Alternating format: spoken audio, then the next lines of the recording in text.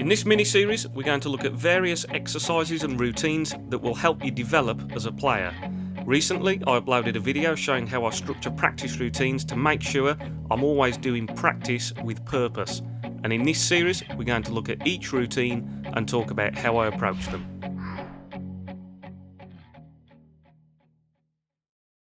So we're going to start this mini-series with this 6 red break building routine. I absolutely love this routine where I put 6 reds in between the pink and black, and in a minute I'm going to randomly send the white into these 6 reds, get a random split, and then we'll start break building. Now this is much better than the lineup because obviously all the reds just don't conveniently pot into every single pocket, so this brings in a lot of shot selection. Now I've talked about in previous videos thinking 3 shots ahead, so that's very important, but a better way of thinking about that just makes it a little bit easier is whenever you're on a red, think about how you get to your next red after that one, or your next reds. And whenever you're on a colour, let's say we're on the black, you've got to think about how you get to the next colour. So that might be the black, the pink, the blue, but whenever you're on a colour, think about how you get to another colour. And that helps you decide what angle you need on the ball so that you can get to that next colour.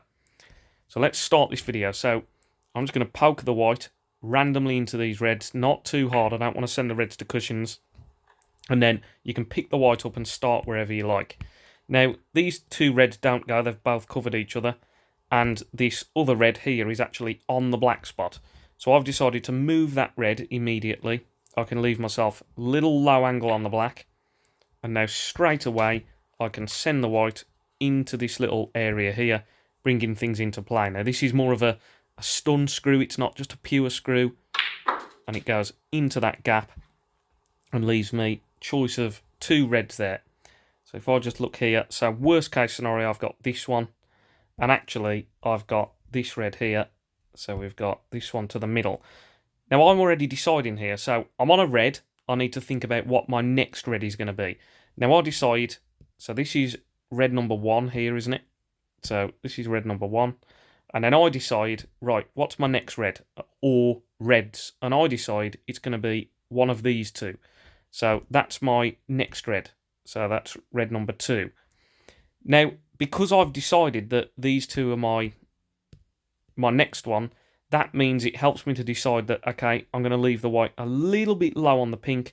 And then when I play the pink, I can just roll forward onto those reds. So I've already made that plan. So that's what's very important about thinking that extra shot. So I'll just pop that ball, try and leave little angle on the pink, and I've got that angle, and now I can just roll forward nicely onto choice of those 2 reds there.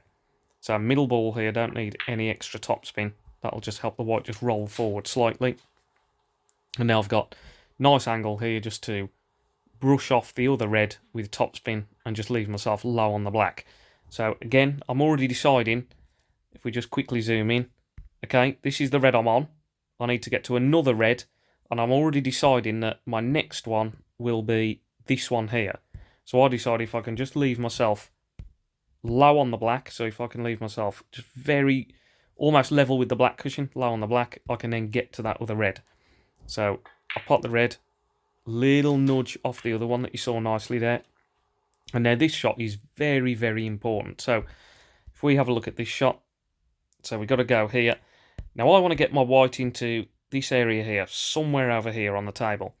Now this is incredibly important. If you as a player can start to get to the point where you can bring the white comfortably up that line, little bit of a stun run through, stun type shot, a lot of touch and feel involved. If there's one shot you learn, it's that one. It crops up all around the table and it's very, very useful for break building. So I'm just deciding now, drift past that red, try and leave myself nicely on it, and then I can get back to the black again. Again, just trying to leave myself a little angle on the black, making sure here that I don't hamper myself by this red here. Don't want the white to finish so that I've got a queue over it. So all about being quite precise there.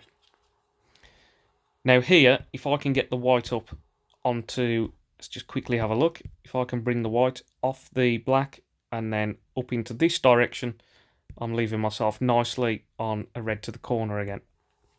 So I've just got to try and find that gap. Playing for 1 red here because obviously I'm running out of reds at this stage. And then, yeah, nicely on that red. Now this point here, it's just a natural angle.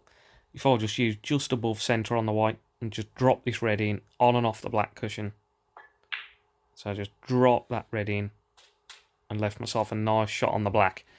Now, I always say to people, so I can get nicely to this red. This is a nice little stun up onto that red again. And I always say here, the really important thing is, when you're on the final red, you don't necessarily have to play for the black. It's much easier to get to the bulk colours from blue or even a bulk colour.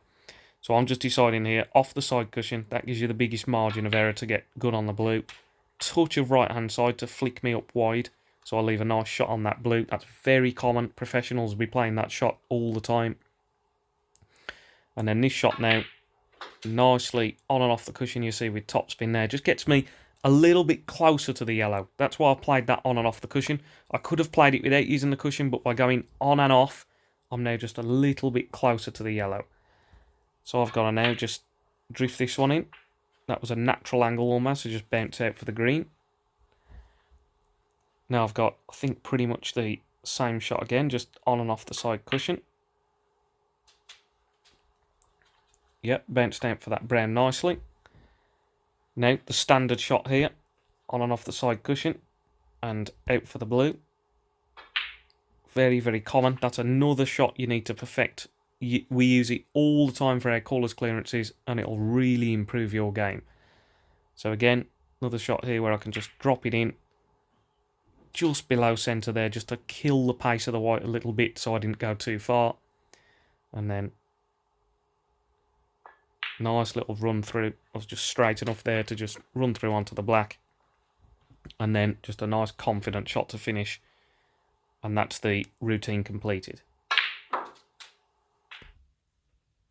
As always, if you did enjoy it, remember to give the video a like, subscribe to the channel if you're new. That really helps me to keep all these videos coming regularly. If anyone's interested in any one-to-one coaching sessions, I'm working on this very table, helping players to improve their game all the time. So have a look in the description box below. You'll see all my details there. Send me an email, send me a WhatsApp message, and I'd love to help you with your game. And as always, thanks a lot for watching, everybody. I'll catch you in the next one. Cheers.